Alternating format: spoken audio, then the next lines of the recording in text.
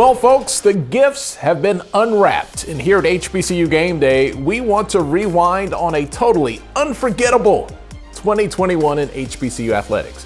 And wow, was there ever a lot going on. Now, we've compiled some of the year's best of 2021, and we've got a lot to cover, so let's get right down to it. Coming in at number 10, a major step forward. Edward Waters College, as it was known for years in the NAIA, stepped their game up. Moving from the NAIA to NCAA Division II, along with it, they were invited to the SIAC. To add to all of the excitement, the college was awarded university status, so EWC became EWU. Congratulations to all the folks in Duval for making great strides in 2021. That brings us to the number 9 spot, and Connell Maynor and the Bulldogs of Alabama A&M winning the first ever Swac Spring Football Championship. Alabama A&M would struggle at times with the University of Arkansas at Pine Bluff in a game that had its fair share of big plays. In the end, a stout defense and a resurgent offense behind Swac Offensive Player of the Year Aquill Glass sealed the deal at Veterans Memorial Stadium in Jackson, Mississippi.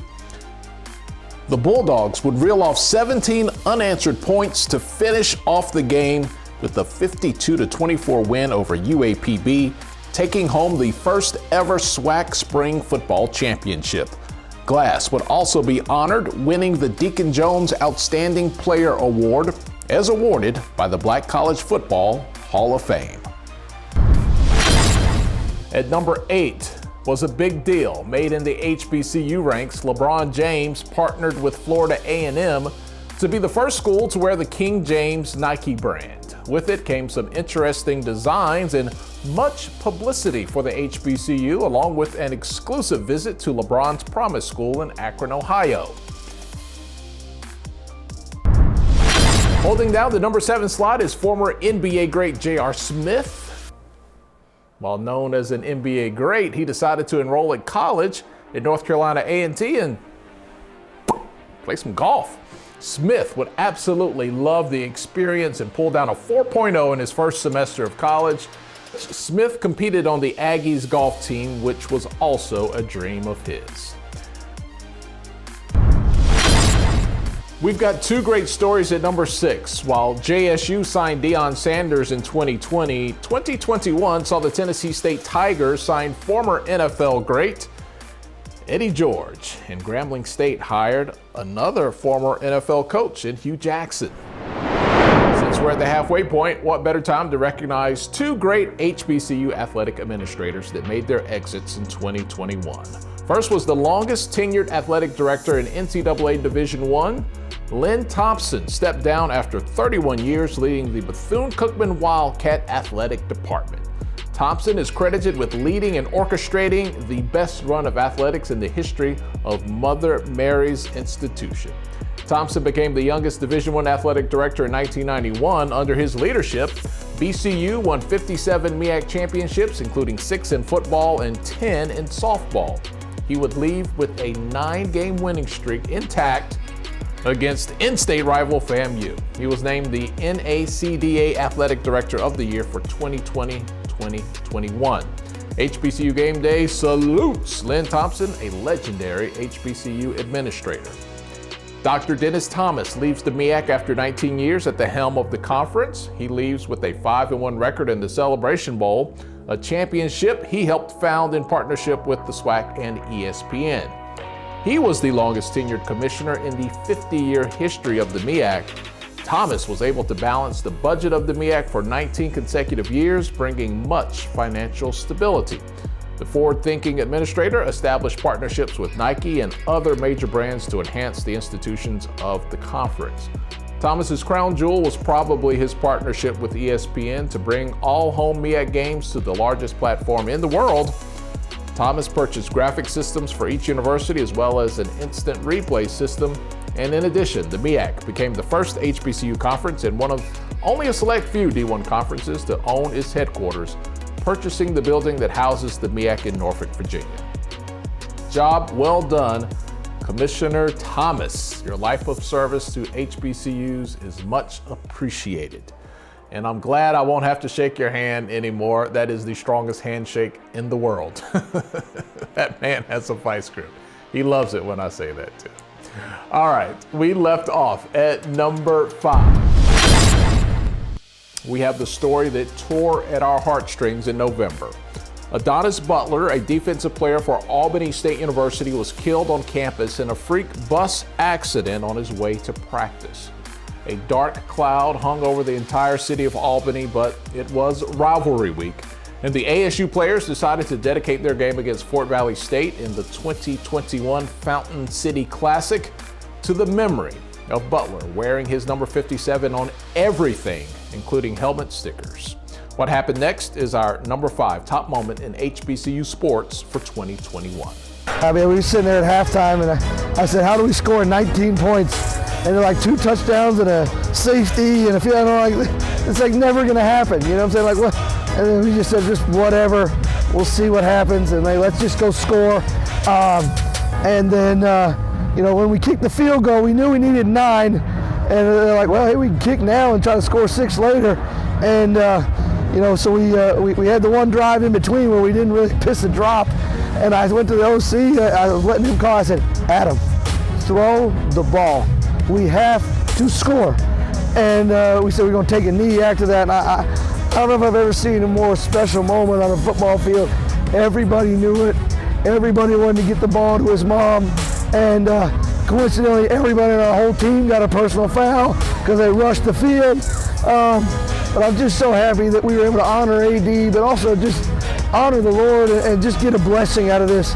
Fortunately, Gabriel Bainas added his 4th field goal of the day to bring the score to 51-0. With backup quarterback Jaden Sullivan under center, he rolled out on a bootleg and threw a 37-yard strike to Jaleel Johnson, who had beat his defender badly on a post pattern.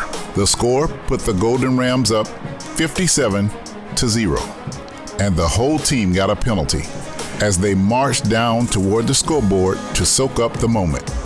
They had done it. They scored 57 points. For my boy AD, man, Superman. For Superman, 57. RPAD, the big man. We did it for you, bro. We had to. I got something to say to him. AD right there, he ain't never leave us. He right there. He right there. That boy right there. Yes, sir. That boy right there. It was not just a win. It was not just a win in the Fountain City Classic. It was a perfect score, 57-0.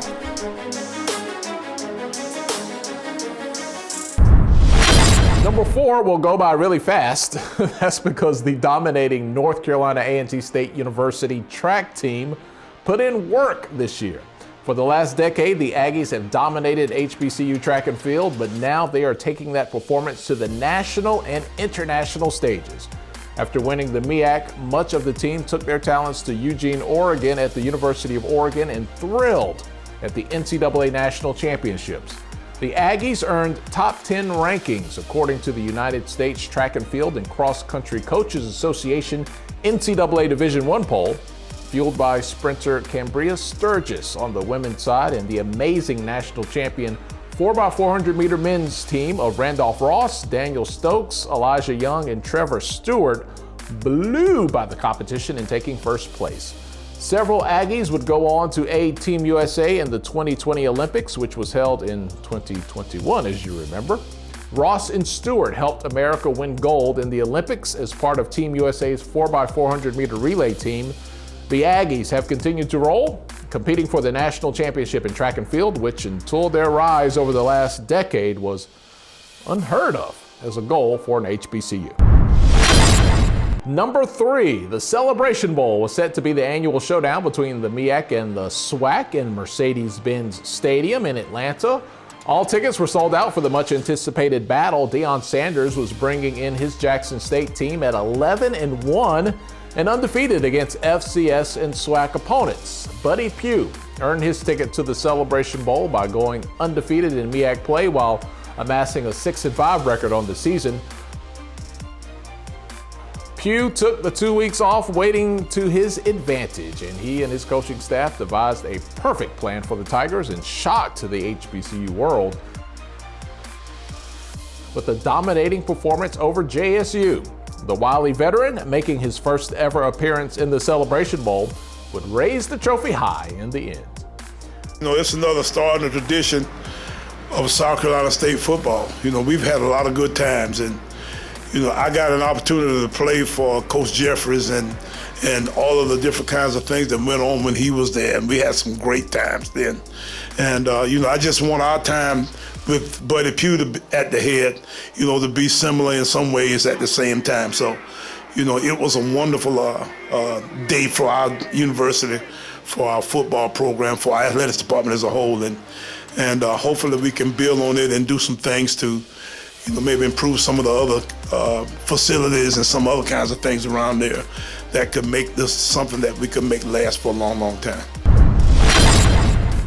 All right, we're getting close, so hang on to your hats for the top 2 moments. Coming in at number 2 is Bowie State University and their amazing run, including the NCAA playoffs after a 1-loss season. The Tigers, behind Coach Vaughn Wilson, who earned AFCA Region 2 Coach of the Year, orchestrated 2 home wins in the NCAA playoffs, eventually falling in the quarterfinal round to the Valdosta State Blazers.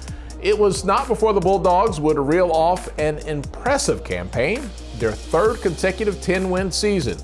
BSU players have taken up roster spots on some of the best postseason ratings, including 3 players named to Box to Row All-American.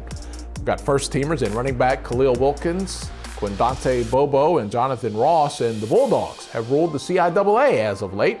And from the looks of the returners, they're not ready to turn it over anytime soon. All right, we have reached the pinnacle, the number 1 moment in HBCU sports this season. It goes to Dion Sanders, flipping the number 1 prospect from Florida State to Jackson State, setting the sports world ablaze and fostering changes in the rules. According to some lawmakers, they hope. Travis Hunter was ranked the number 1 prospect by 24/7 Sports and number 2 by ESPN. The Swanee, Georgia athletic receiver, defensive back had been committed to Florida State for 2 solid years. But on early signing day, it all changed. The football world changed, and not just for HBCUs, but the entire landscape of college football. Hunter's announcement came as a visual shockwave to the entire structure of the college football world. Never before had as highly a ranked player chosen to go to any FCS school, much less an HBCU. It wasn't all flowers and candy, though. The decision drew the ire of Florida State fans and college football commentators across the country. Wishes of ill will toward Hunter spread like wildfire. The inevitable show of ugliness from fanatics across the country threatened to take center stage. But in the end, a trip to the Swac championship was the tipping point for Hunter, who wants to learn to be a better DB from the best to ever do it, and Dion Sanders. And that heads our list of top 10 moments in HBCU sports for 2021. From our crew across the entire country that combined to make our HBCU Voltron network, we are honored to represent the amazing universities that are steeped in tradition, honor, and are dedicated to educational prosperity.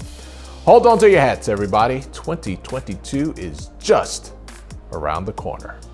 We'll talk to you later.